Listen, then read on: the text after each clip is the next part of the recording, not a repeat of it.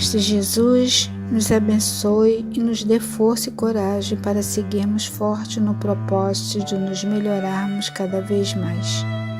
Que teu amor infinito nos conceda a tua paz. Auxilia-nos a compreendermos uns aos outros no clima de paz.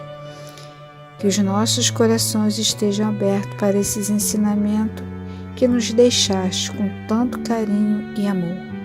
Que sejamos envolvidos nessas boas vibrações, hoje, agora e sempre, graças a Deus. Agora nós vamos ficar com uma historinha e daqui a pouco a gente volta para conversar um pouquinho sobre ela.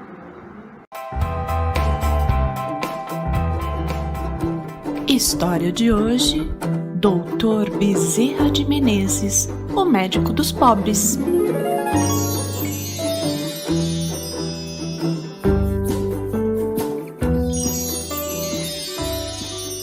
A nossa história de hoje começa numa cidadezinha do interior do estado do Ceará, que fica aqui, na região nordeste do Brasil. Foi lá que Fabiana e Antônio se conheceram, se casaram e foram morar numa linda fazenda, onde a natureza era o retrato da beleza de Deus. O casal ficou ainda mais feliz com a chegada do filho. Mal sabiam que uma estrela em forma de gente estava por vir. E o grande dia chegou para Fabiana e Antônio. Foi no dia 29 de agosto de 1831 que nasceu seu tão esperado filho. Foi uma alegria só. O pequeno Adolfo chegou para trazer muita alegria aos seus pais e ajudar o planeta inteirinho com sua bondade. Adolfo possuía um brilho especial, uma luz muito forte que o acompanhava em todos os momentos. E assim, Adolfinho foi crescendo, belo e forte, cheio de saúde, sempre muito dedicado. E ainda jovem, ele sai da sua cidade natal e parte sozinho e com pouco dinheiro para o Rio de Janeiro para realizar o seu grande sonho. Ele queria ser médico para ajudar ainda mais as pessoas. E sozinho naquela cidade, começou a dar aulas particulares aos seus amigos para poder pagar as suas contas e as suas despesas. Em pouco tempo, Adolfo se tornou um grande médico. Tinha um consultório bem bonito, onde atendia os pacientes.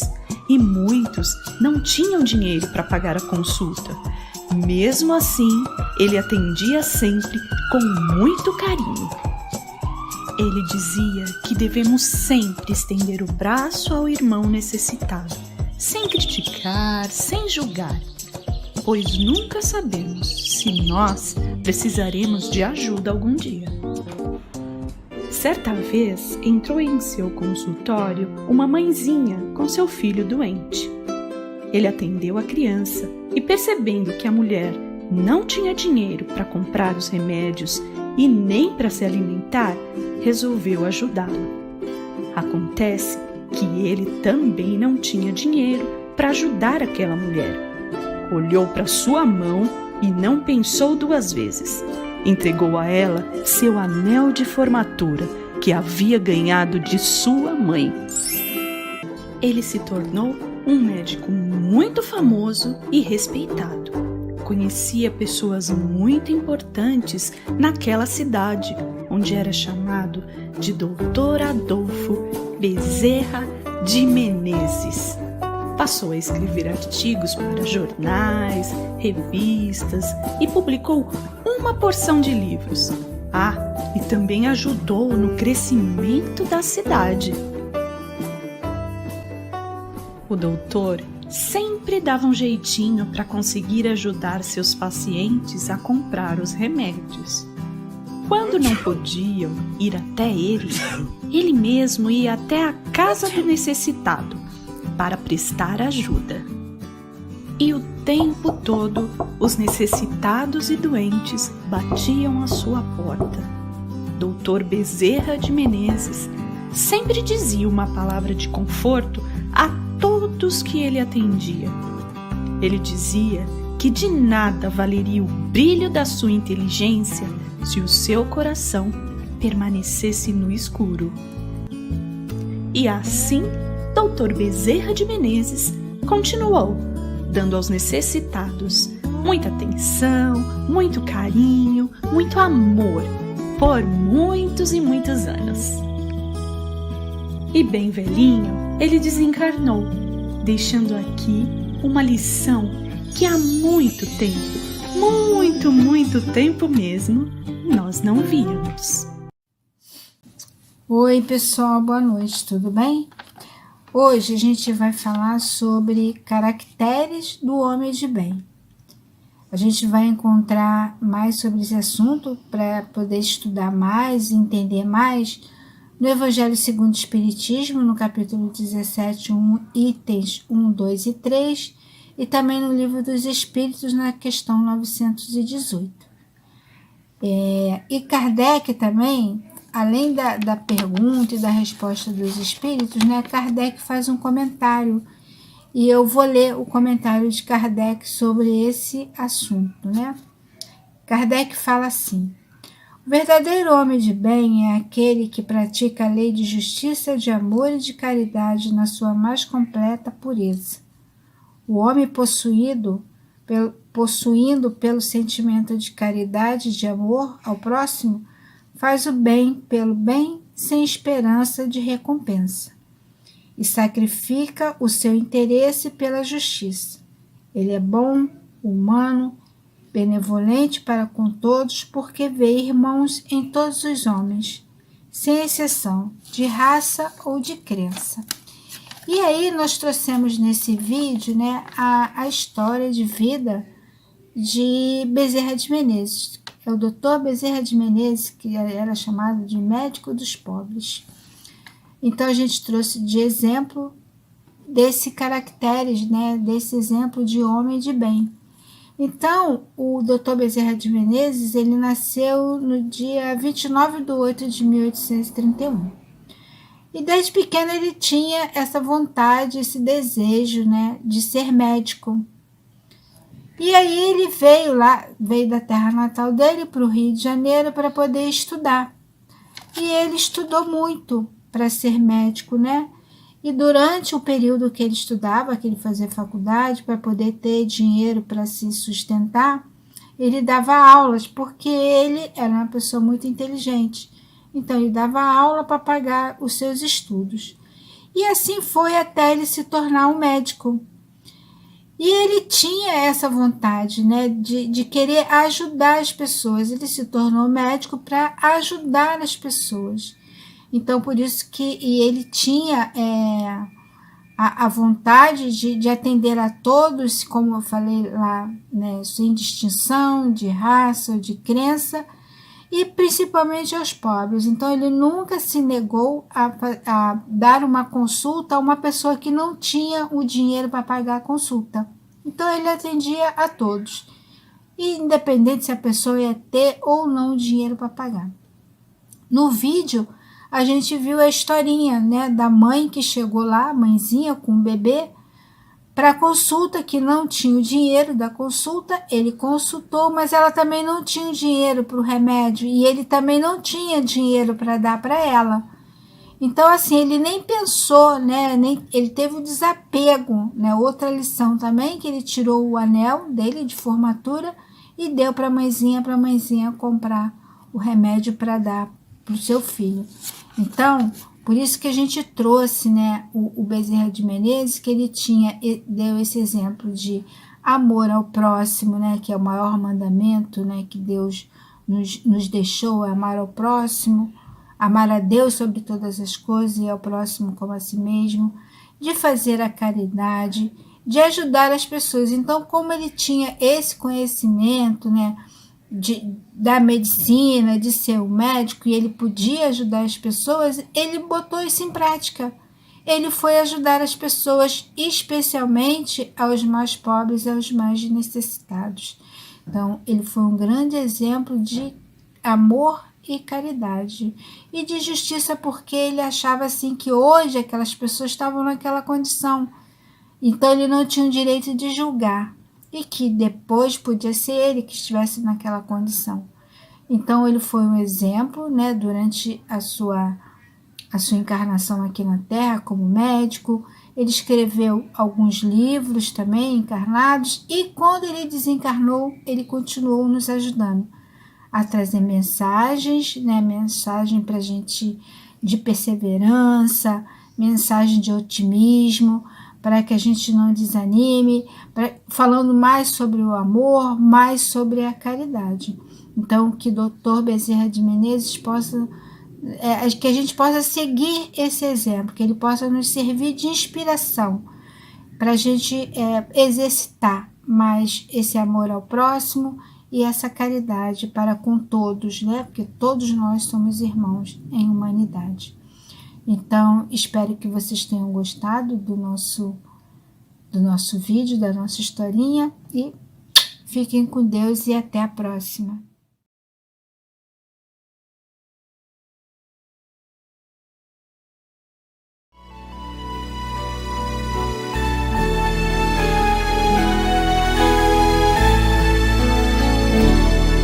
O verdadeiro homem de bem é aquele que pratica a lei de amor, de justiça e caridade, de pureza e de bondade. Interroga a consciência se essa lei já violou. Não comete o mal, tem fé em Deus e na bondade. Sabe que nada acontece sem a sua permissão. Tem fé no futuro e por isso coloca os bens espirituais acima desses bens só temporais. Quando nas dores da vida e nas decepções aceita sem murmurar, porque são provas ou expiações. Encontra benefícios nos serviços que prestam, nas lágrimas que secam e nas consolações. Seu primeiro impulso é de pensar nos outros antes de si, antes dos seus. É bom, benevolente, humano e muito mais. Nem de raça, nem de crença, distinção ele não faz. Respeita todas as convicções. A caridade sempre é seu guia. Não tem ódio nem rancor, nem desejo de vingança. A exemplo de Jesus, perdoa todo dia. É indulgente com as fraquezas alheias. Não procura defeitos nos outros. Estuda suas próprias imperfeições. Trabalha sem cessar para combatê-las. Não se envaidece com a sorte ou com os dons pessoais. Usa, mas não abusa dos bens materiais. Se tem alguns dependentes nas relações sociais, trata com benevolência e muita paz. É o homem de bem, é o homem de bem. Quem plantar vai colher, vou lutar, vou crescer, vou chegar lá também. É o homem de bem, é o homem de bem. Quem plantar vai colher, vou lutar, vou crescer, vou chegar lá também. É o homem de bem, é o homem de bem. Quem plantar vai colher, vou lutar, vou crescer, vou chegar lá também. É o homem de bem, é o homem de bem. Quem plantar vai colher, vou lutar, vou crescer, vou chegar lá também.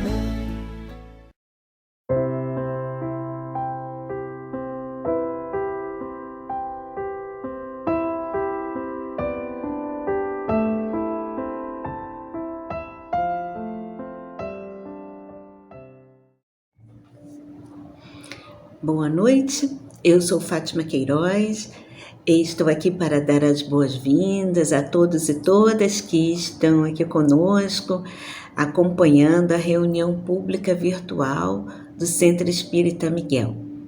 Semanalmente, nós começamos às 19h45 com a evangelização para crianças, jovens e adultos. E às 20 horas começamos então a reunião, com as atividades da reunião.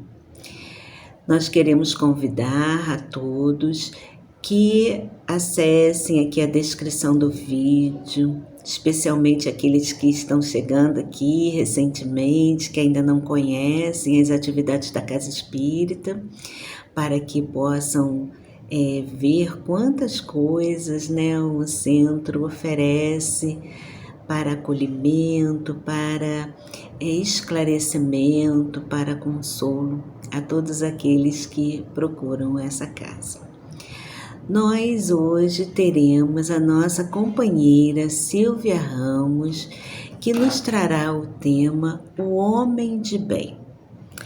Certamente vai nos auxiliar muito, vai nos trazer muitas reflexões importantes para o nosso dia a dia, para a nossa tão almejada reforma íntima.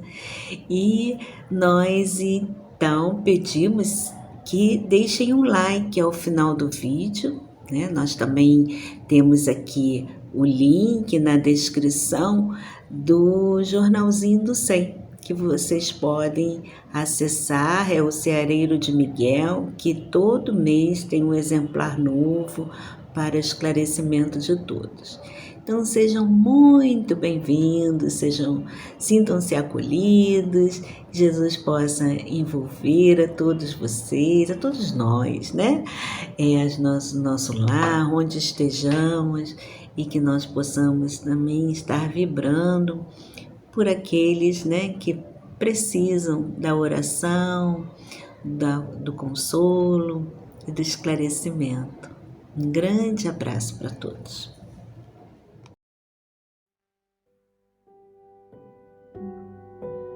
Do livro Crer e Agir, psicografado por Carlos Antônio Bacelli, pelo Espírito Irmão José. Capítulo 6. Sendo evolutivo. Nada evolui sem trabalho. O aperfeiçoamento íntimo se fundamenta no cumprimento das obrigações de cada dia. Sem esforço e sacrifício, ninguém galga os degraus da escada que conduz a Deus.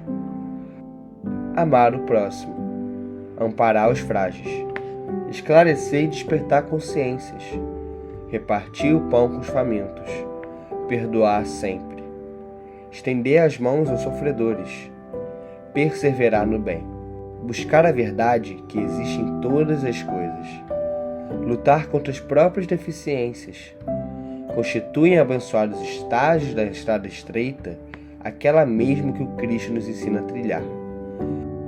Como entrar nos domínios da luz permanecendo nas sombras? De que forma abrir os braços ao mundo sendo egoísta?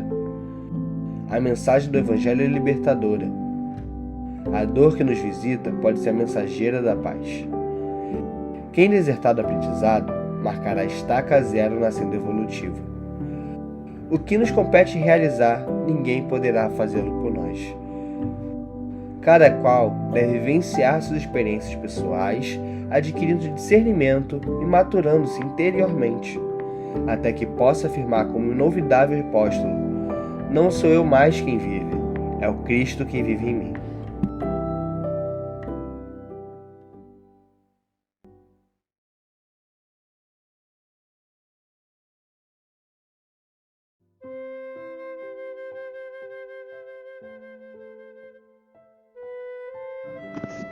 Querido Mestre Jesus, amigos espirituais que envolvem essa casa de oração, de luz, de estudos. Neste momento, elevamos o nosso pensamento para pedir o amparo para esta reunião que se inicia. Que todos que estejam aqui reunidos possam ser visitados em seus lares e que as atenções se voltem para as reflexões que serão aqui trazidas, fortalecendo a cada um, inspirando novas ideias no bem e também na perseverança para o enfrentamento de qualquer situação que nos chegue. Que o Evangelho de Jesus, a doutrina dos Espíritos, possa ser por nós vivenciado a cada dia, nos trazendo fortalecimento da fé, da perseverança e da coragem para os enfrentamentos necessários.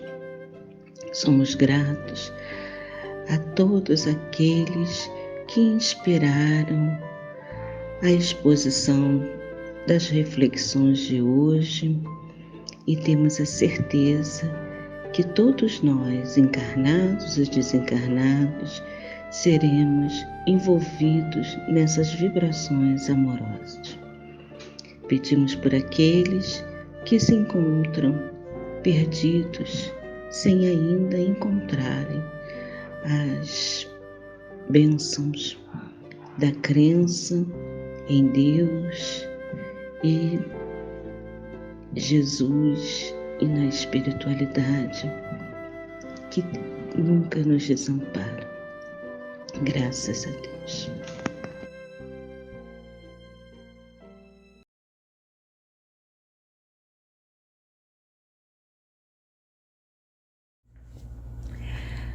Boa noite, meus irmãos, que a paz de Deus esteja com todos nós. Meu nome é Silvia Ramos, nós aqui do Centro Espírita Miguel reservamos essas noites de sexta-feira para essa conversa sobre o Espiritismo, sobre o Evangelho, sobre o Livro dos Espíritos, sobre o Espiritismo como um todo. E a gente espera que essa conversa de alguma forma possa nos aproximar e nos auxiliar nos nossos processos evolutivos, tá? Hoje eu vou falar sobre o capítulo do Evangelho segundo o Espiritismo, capítulo 17, Sede Perfeitos. É o ponto número 3, que fala sobre o homem de bem. E pensando como é que eu ia desenvolver esse tema, eu, quando me vi, estava cercada por vários livros, separando trechinhos de textos e tal, e aí eu pensei que para falar do Evangelho, a gente só precisa do Evangelho. Só precisa do Evangelho e de essas coisas, das nossas vivências, das coisas que a gente ouve falar, das coisas que a gente tem conhecimento enquanto vida do nosso próximo. Então eu resolvi tentar pautar o nosso estudo de hoje em algumas histórias que a gente ouve falar dentro do Espiritismo. E eu espero que de alguma forma eu consiga trazer para vocês essa ideia de que o Evangelho se baste por si só. Então eu separei alguns trechos desse texto, alguns tópicos, melhor dizendo, né, em que a gente vai, de alguma forma, esmiuçar um pouco mais. Nós não temos todo o tempo do mundo para falar sobre todos os tópicos, então eu separei alguns que eu achei que traziam para mim, né, uma reflexão maior, e eu espero que para vocês também. eu comecei separando logo a primeira linha, que fala o seguinte: o verdadeiro homem de bem é aquele que pratica a lei de justiça, amor e caridade em sua maior pureza. Só essa frase já daria pra gente estudar durante os 30 minutos, né? Porque entre todas as leis naturais, adoração, trabalho, reprodução, todas as leis naturais que existem, os espíritos, né, os trabalhadores do plano espiritual dizem que a mais importante é a de justiça, amor e caridade. Porque se você conseguir ser justo, amoroso e caridoso, você já consegue entrar em sintonia com todas as outras leis naturais. Em outras palavras, estar dentro da lei de justiça, amor e caridade, mesmo que pela força do hábito, porque você é justo, porque você já alcançou esse patamar de amorosidade, de caridade, você já está exercitando as outras leis divinas, mesmo que inconscientemente, desconhecendo o alcance daquilo que você está praticando. Você já está dentro de todas as leis divinas, exercendo todas as leis divinas. E aí é importante a gente ressaltar a diferença do saber para o fazer. Porque a gente, né, no mundo físico, dá muito valor aos títulos, né, aos rótulos, às aparências, e muito pouco para a essência. Então, quem está praticando justiça, amor e caridade não precisa de um título, ele precisa de ações. São práticas diárias, pequenas, do dia a dia mesmo, coisas que são invisíveis aos olhos da multidão, aos olhos da mídia, que não vão viralizar, não vão aparecer necessariamente nos jornais, nos noticiários, mas que são práticas de amor, de caridade, de justiça, que fazem o mundo ao seu redor ser melhor. Porque esse é o nosso verdadeiro propósito, né? Multiplicar o amor, contagiar com o amor, ser justo e ser bom. Desses outros trechos, eu separei mais um. Tem fé em Deus, em sua bondade, em sua justiça e na sua sabedoria. Sabe que nada ocorre sem sua permissão e se submete em todas as coisas à sua vontade. Submeter-se em todas as coisas à sua vontade é um desafio tão grande que às vezes a gente não se dá conta. Porque a nossa relação com Deus, no geral, é uma relação de afastamento. Porque quando tudo caminha relativamente bem, a gente tem algum contratempo, alguma dificuldade, mas nada exorbitante, é fácil, né? Acreditar. Acreditar é fácil. Aí a gente acredita em Deus, acredita na justiça, acredita na caridade, acredita em tudo. Mas quando as coisas desandam a um patamar que parece para você sem controle, quando a doença mais grave vem, quando o problema de família vem de uma forma avassaladora e toma conta de tudo em volta, fazendo com que você não consiga prestar atenção em mais nada, em executar pequenas coisas, você já não está com cabeça. Nessa hora, esse afastamento que eu falei no início aparece com frases como: por que eu estou aqui? Por que comigo? O que eu fiz para merecer? E aí a gente percebe bem a diferença de acreditar e de confiar. Porque o confiar passa por submeter todas as coisas à sua vontade. Submeter todas as coisas, a gente quer submeter algumas, mas quando a gente acha que está tudo parecendo fora do controle, aos olhos do mundo, é importante ressaltar isso, aos olhos do mundo, a gente acha que Deus nos desamparou, a gente acha que não está sendo cuidado, a gente acha que não está sendo amado. Para trazer um exemplo de peso, né, para essa frase da submissão da gente às coisas e à vontade de Deus, eu lembrei de Maria de Nazaré, mãe de Jesus. Maria, uma menina que tinha entre 14 e 16 anos, já sem os pais, casada há pouco tempo com um homem, que recebe uma visita de um anjo, né? Que diz para ela o seguinte: saúda Maria dizendo: alegra-te, cheia de graça, o Senhor está contigo. Eis que conceberás no teu seio e dará luz a um filho e o chamará de Jesus. Ele será grande, será chamado Filho do Altíssimo, e o Senhor Deus lhe dará o trono de Davi. Davi seu pai. Ele reinará na casa de Jacó, e seu reinado não terá fim. Isso está lá em Lucas, capítulo 1, versículo 26 a 33. Diante daquela notícia avassaladora, inusitada, porque eu falei, poxa, peraí, uma gravidez, um filho, né? Menino ou menina. São essas as expectativas da gente quando a gente está grávida, né? E aí vem um anjo e diz para você que você vai ter o filho, vai conceber o Filho de Deus, que ele vai ter um reinado que vai durar para sempre. Não sei. Olha o tamanho disso na mão de uma menina de 16 anos. E essa menina de 16 anos fala uma frase que eu acho que é muito importante quando a gente fala dessa submissão a todas as coisas da vontade de Deus. Eu sou a serva do Senhor, faça-se em mim segundo a tua palavra. Maria, nesse momento, entrega toda a sua vida a Deus e se submete a tudo que vai acontecer. Até porque, depois que Maria diz essa frase, acontece um monte de coisa ruim, né?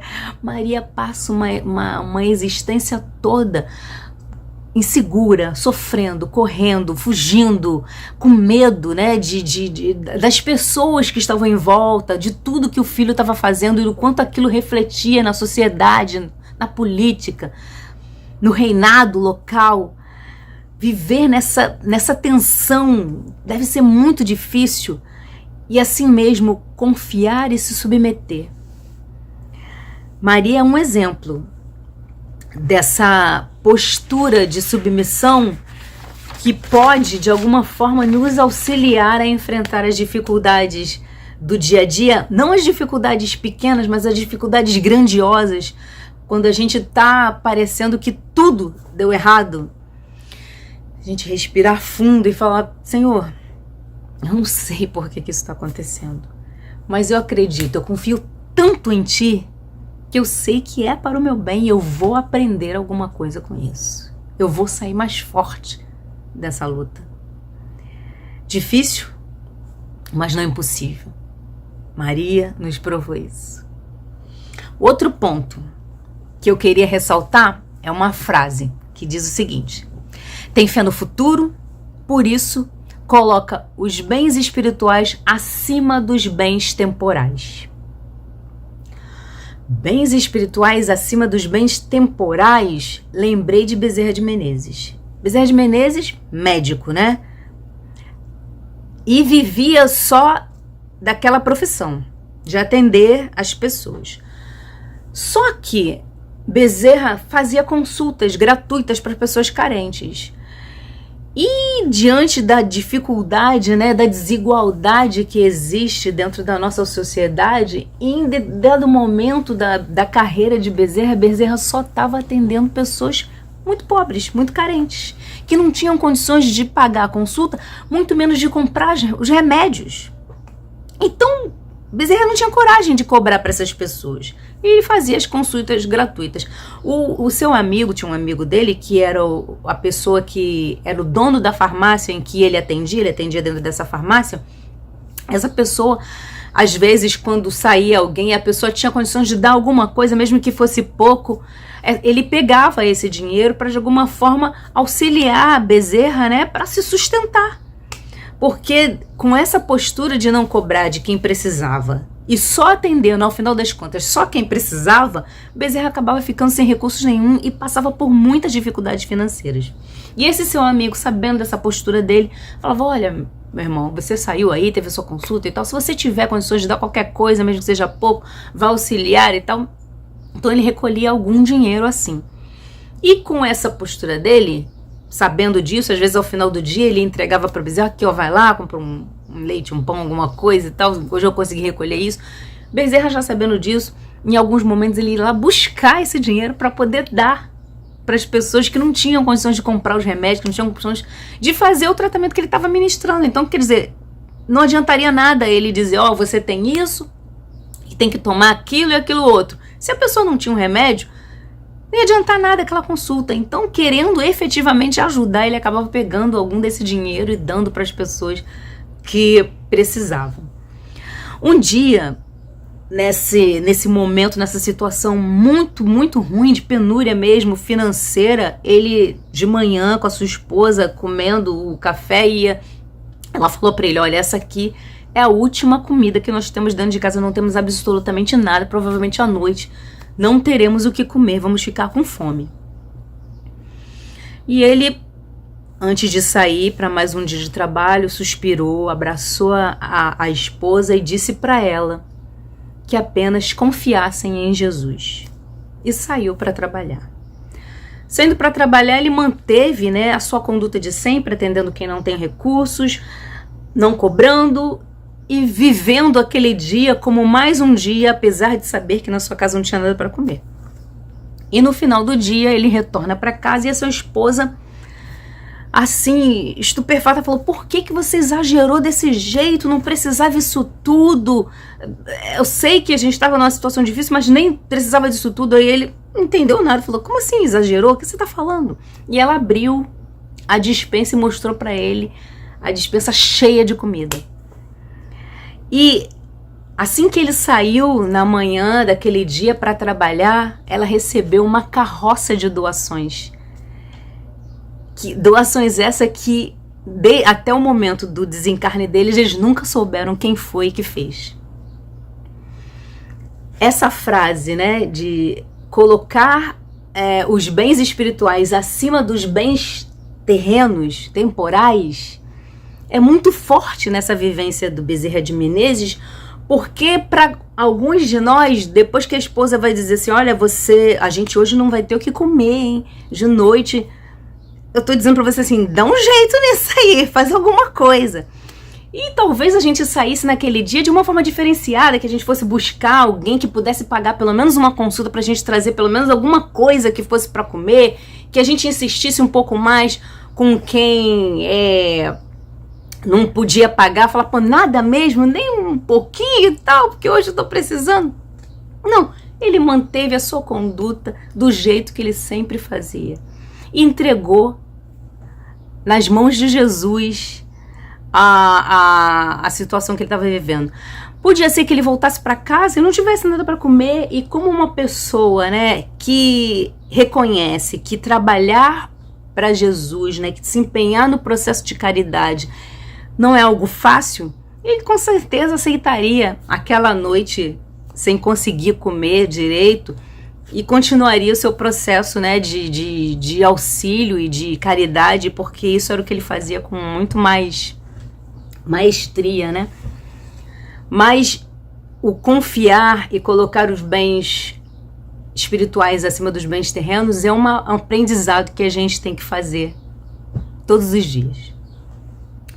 Separei o ponto aqui, o ponto 3, que diz o seguinte: sabe que todas as vicissitudes da vida, todas as dores, todas as decepções são provas ou expiações, e as aceita sem murmurar. Nessa eu fiquei até confusa, porque tinha uma história, depois tinha outra, no final não sabia qual das duas eu colocava, e eu escolhi a história de Chico Xavier, que ele fala sobre o bom anjo. Chico, para quem não sabe, Chico, a mãe de Chico morreu, Chico ainda era criança, devia ter 6, 7 anos, e o pai de Chico, por não conseguir sustentar todos os filhos, distribuiu eles pelos familiares, pelas pessoas da família, que podiam de alguma forma ajudar enquanto ele ia trabalhar, fazer alguma coisa, para conseguir de novo juntar aqueles filhos. E quando Chico foi amparado pela sua madrinha, que era uma mulher, segundo mesmo Chico, altamente obsidiada, que tinha muitas atitudes de violência, né, que não faziam nem necessariamente sentido. Era uma punição gratuita para Chico o tempo inteiro, dava surras nele várias vezes ao dia e enfiava garfo na sua barriga, dizia que ele estava possuído pelo demônio e por aí vai. Chico sofria muito e ele começou a rezar e chamar pela mãe que já tinha morrido, e a mãe começou a aparecer para ele, para consolá-lo, para de alguma forma acalentar ele daquela dor, daquilo que ele estava fazendo, estava passando. E uma dessas vezes que a mãe, que é a Maria João de Deus, né, Dona Maria Mãe João de Deus, apareceu para Chico, Chico falou o seguinte: mãe, se a senhora vem nos ver, por que não nos retira daqui? E aí Maria João de Deus o afagou e perguntou para ele: por que você está tão aflito? Tudo no mundo obedece à vontade de Deus. Não perca a paciência. Pede a Jesus, eu pedi a Jesus, para que venha um anjo bom para tomar conta de todos vocês.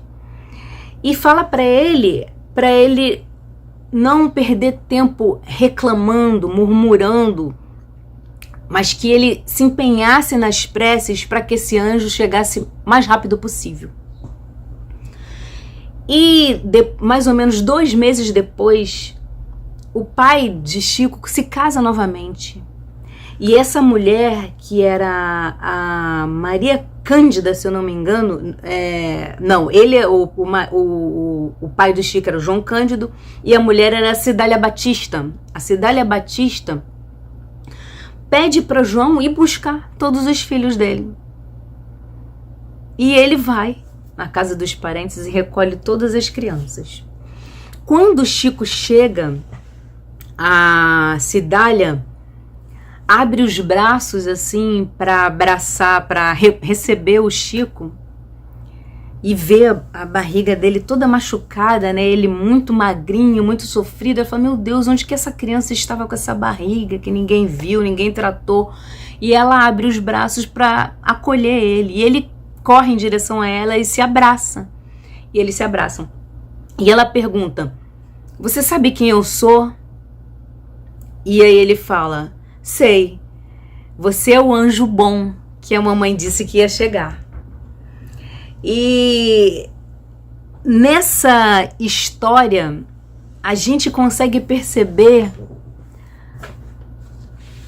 como o Chico exercitou, né, a confiança, e mais do que isso, ele compreendeu nesse processo que as vicissitudes, as dores, as decepções da vida eram provas e expiações e que ele precisava aceitá-las e se concentrar no que era mais importante, que era orar, pedindo a Deus para conseguir um anjo bom que o resgatasse daquilo.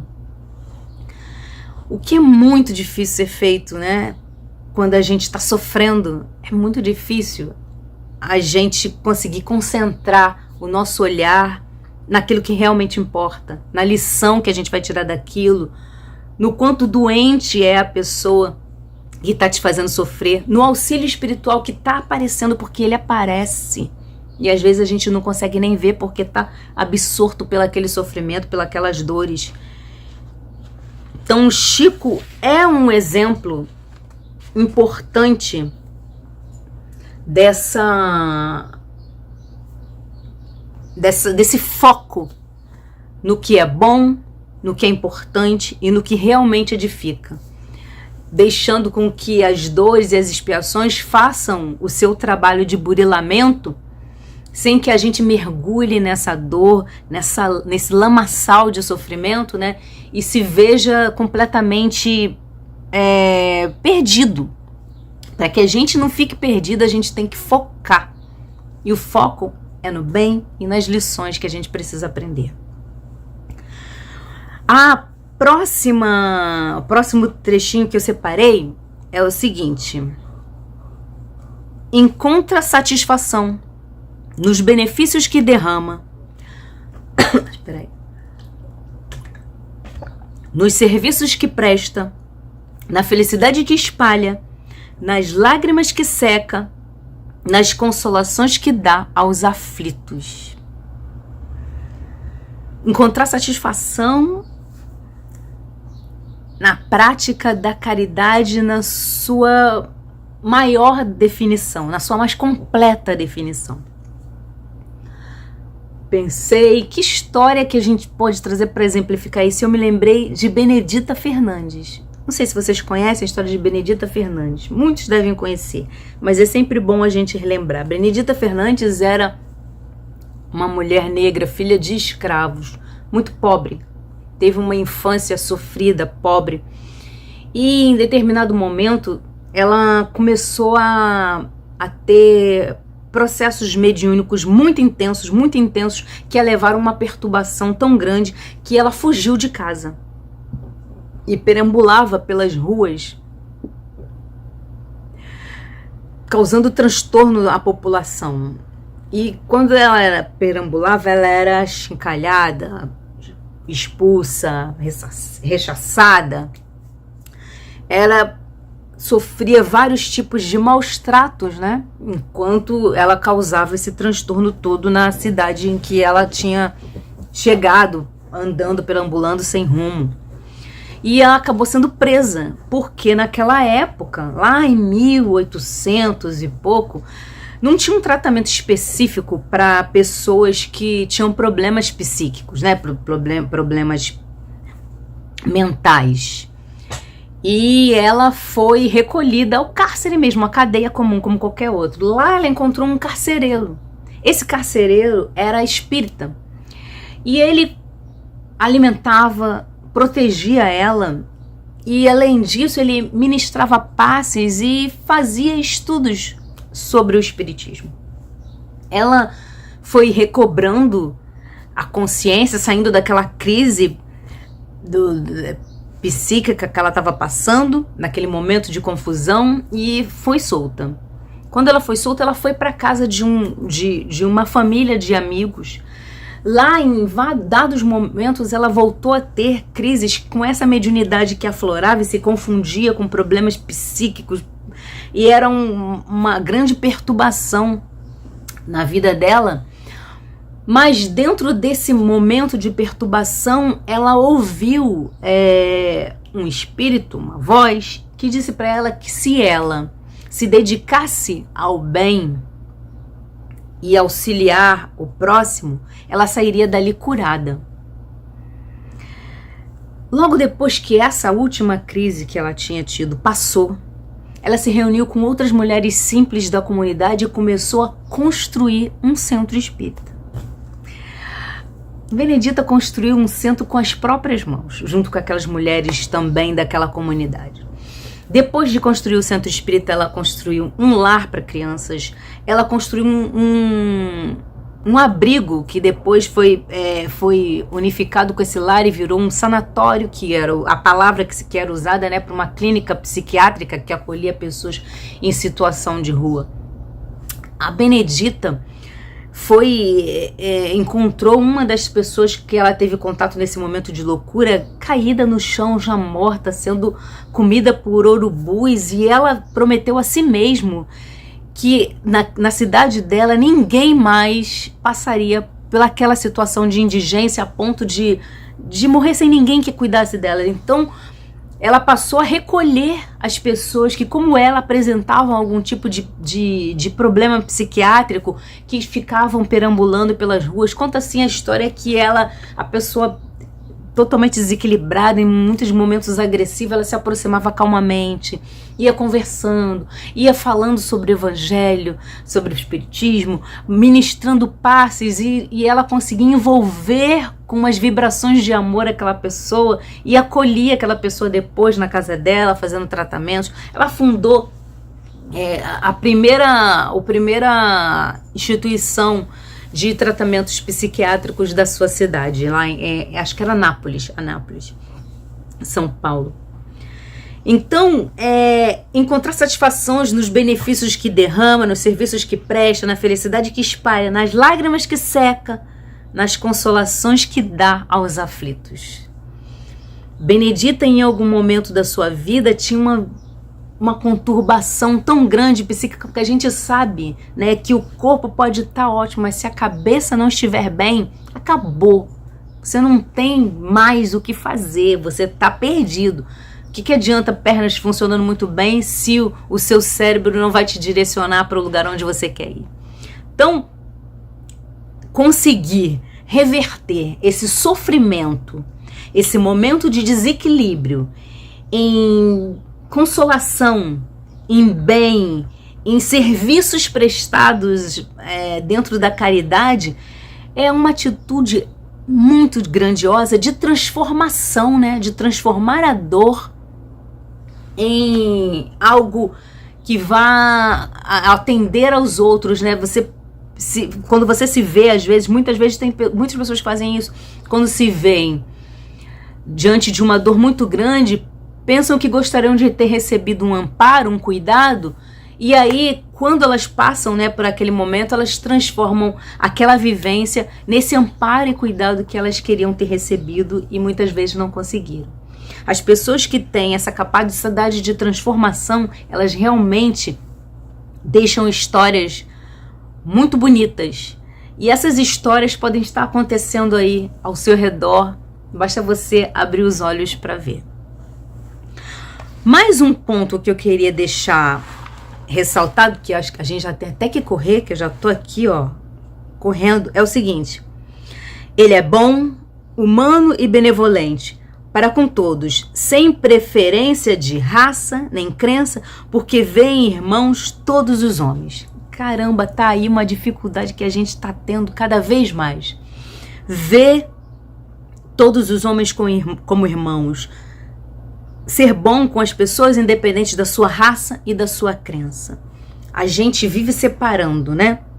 O hétero é melhor do que o homo, o branco é melhor do que o negro, o oriental é mais inteligente do que o ocidental, o magro é melhor do que o gordo, o belo tem direito a ser amado muito mais do que o feio. Quem é espírita tem uma elevação maior do que das outras religiões. Tem muita gente equivocada. Muitos de nós nos equivocamos nessa separação maniqueísta, né? Entre o que é bom e o que é ruim, esquecendo da complexidade do ser humano e que essa complexidade tem que transcender as aparências, tem que transcender a casca, tem que transcender o corpo físico, porque afinal de contas o corpo físico é um mero envoltório do qual a gente vai se desprender em algum momento da nossa existência, e o que vai restar de nós é exatamente o tópico anterior, que é o bem que a gente faz, as lágrimas que a gente seca, as felicidades que a gente propaga. Perceber que nós estamos sim fazendo essa separação o tempo inteiro, que não é só o outro que faz, né? Perceber que a gente não é racista até que um filho nosso ou uma filha nossa queira se casar com alguém que seja negro e a gente sente um certo incômodo e se pergunta: poxa, mas eu não era racista, eu achava que eu não era racista, por que eu tô me incomodando com isso agora? A gente ir a fundo nos nossos preconceitos, nas nossas maneiras de enxergar o mundo, para que a gente entenda a essência mesmo das pessoas, para que a gente tenha a grandiosidade de enxergar todos como irmãos. Se a gente não consegue ainda fazer isso, não conseguir fazer não é o problema. O problema é não tentar fazer.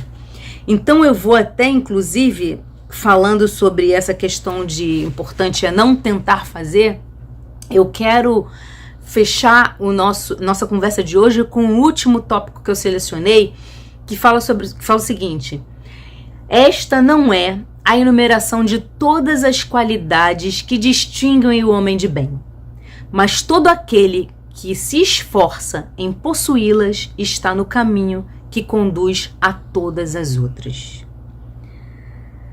Ressaltar a importância de que não estar fazendo ainda todas essas coisas não é o ponto a qual a gente precisa se deter. Estar se esforçando para fazer todas essas coisas é o verdadeiro ponto que importa nesse processo. Nós estamos numa caminhada, tá? Numa caminhada em direção ao nosso processo de evolução moral. E aí é importante que a gente esteja em algum ponto dessa caminhada, ou à frente de alguns, ou atrás de alguns, ou ao lado de outros, mas que a gente esteja caminhando, que a gente não esteja na mureta da caminhada, observando quem caminha, falando que aquele não é caridoso o suficiente, que aquele outro não consegue escolher uma religião que o eleve moralmente, que aquele outro é ruim por isso, é ruim por aquilo, que a escolha dele é pior do que a do outro. Que a gente não esteja na mureta dessa caminhada, valorando o comportamento alheio, sem olhar para o nosso próprio comportamento. Se a gente estiver perdido nesse processo, que esse breve momento de conversa possa nos abrir os olhos para o que realmente importa, que não é o processo evolutivo do outro, até que ponto o outro já conseguiu executar essa ou aquela tarefa, que o que realmente importa é como está o nosso processo evolutivo. Quais foram os esforços que você tem feito para se conduzir ao caminho do verdadeiro homem de bem? Com a intenção de fechar essa nossa conversa de hoje, perguntando quem é você nessa caminhada, em que lugar você está nesse processo evolutivo. Eu não estou perguntando para você, eu quero que você se pergunte, porque essa é uma pergunta que só você tem que se fazer e só você pode responder. Eu queria deixar algumas palavras do Haroldo Dutra Dias sobre o homem de bem e questionamentos importantes sobre essa conduta que a gente ainda tem e que a gente precisa de alguma forma modificar. Eu espero que eu possa de alguma maneira ter conseguido aclarar a nossa mente em direção a esses conceitos que os espíritos nos trouxeram e que a gente possa caminhar junto nessa direção que é a nossa evolução espiritual. Que a paz de Deus nos auxilie nessa caminhada dura, pedregosa, mas ao mesmo tempo extremamente valiosa. Obrigada, meus irmãos, pela atenção, pela escuta. Que assim seja, graças a Deus. O que mais se ouve hoje em dia é as pessoas se queixando, quase que desistindo de serem boas. Porque ser bom parece não trazer mais nenhum benefício, nenhum resultado. Vivemos num mundo em que o egoísmo se alastrou com tanta força, em que o orgulho cresceu de uma maneira tão grandiosa, que muitas vezes ser honesto, ser bom, fazer o bem, é quase sinônimo de tolice. Porque o mundo virou o mundo dos espertos, dos estrategistas, daqueles que agem à escondida, com planos, sempre com segundas e terceiras intenções, e muitas vezes com o aplauso das multidões.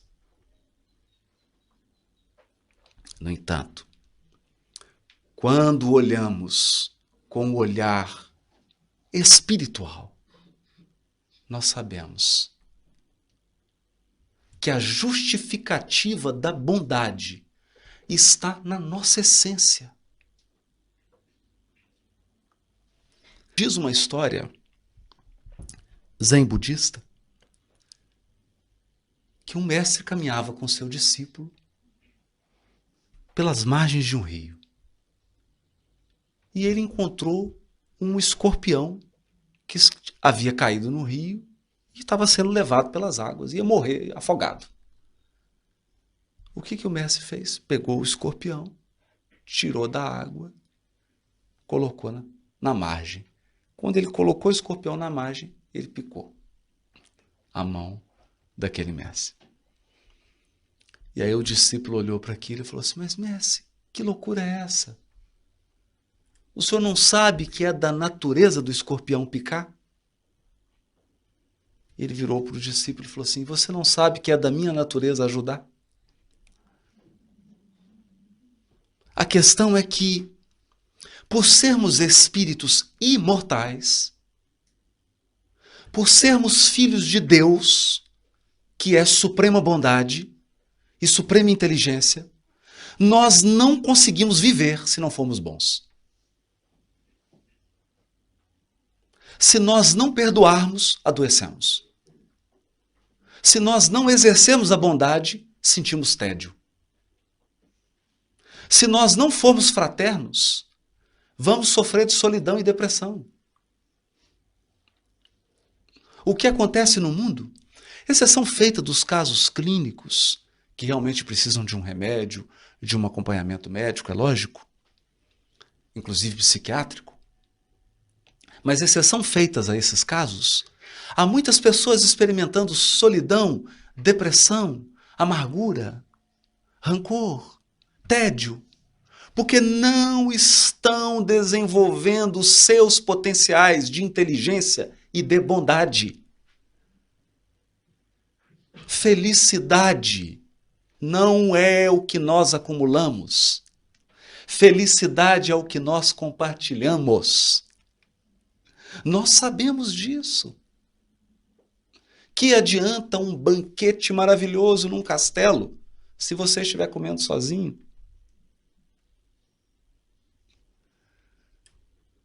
O bom da refeição é poder compartilhar. Nós fomos criados para o compartilhamento. Nós fomos talhados para a bondade. É por essa razão que no Evangelho segundo o Espiritismo, Kardec escreve um item maravilhoso: o homem de bem. E descreve todas as virtudes que eram possíveis serem colocadas naquele momento sobre o homem de bem. E ele finaliza dizendo: é claro que o homem de bem tem mais virtudes, mas aquele que tiver essas está no caminho de adquirir as outras. E nós olhamos para aquele item do homem de bem e imaginamos que se trata de um super-homem ou de uma mulher maravilha. Mas, na verdade, aqueles somos nós. Esse é o nosso DNA. Porque nós somos filhos de um Criador que é inteligência suprema e que é bondade suprema. É a nossa natureza. Não dá para negar. O Espiritismo é consolador prometido, porque ele nos dá condições de desenvolver esses potenciais. Então você será bom, porque a bondade é a única coisa que permanece para sempre.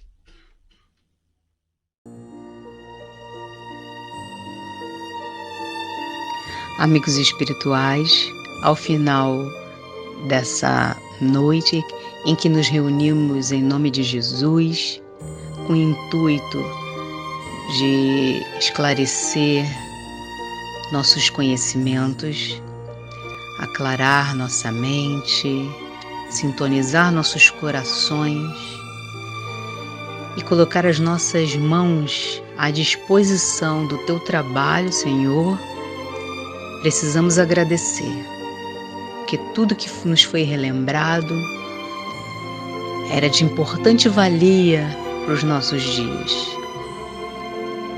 Que esses pensamentos, que essas escolhas futuras possam ser pautadas nessas verdades que tanto nos aquecem o coração. Que possamos ter em Ti, e somente em Ti, o direcionamento para aquilo que reconhecemos como valoroso em nossas vidas. E que hoje seja mais um dia de revigorar as forças para as nossas batalhas internas, que são as mais importantes.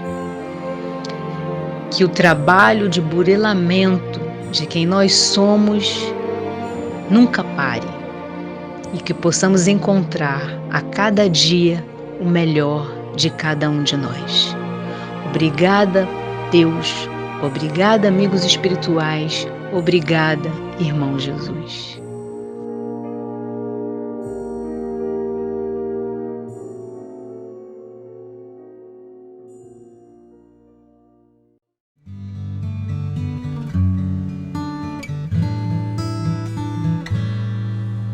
Varrer a dor do semblante, dizendo vai melhorar.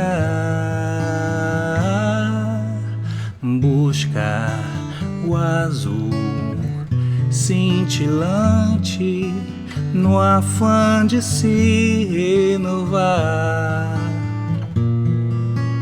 Quem para o bem lança o olhar, faz acender seu ideal, vence a escuridão, desperta no prazer de ser um homem integral.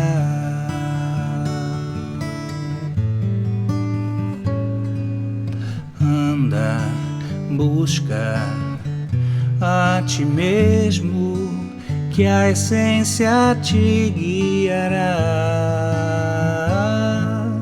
e então serás instrumento da luz que um dia há de te abraçar.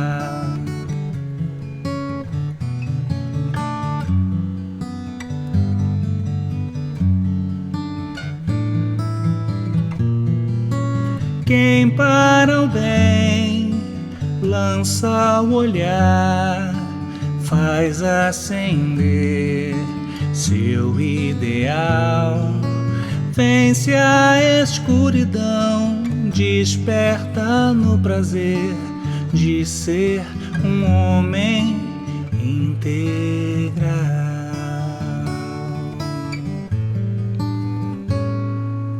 Anda, busca a ti mesmo, que a essência te guiará,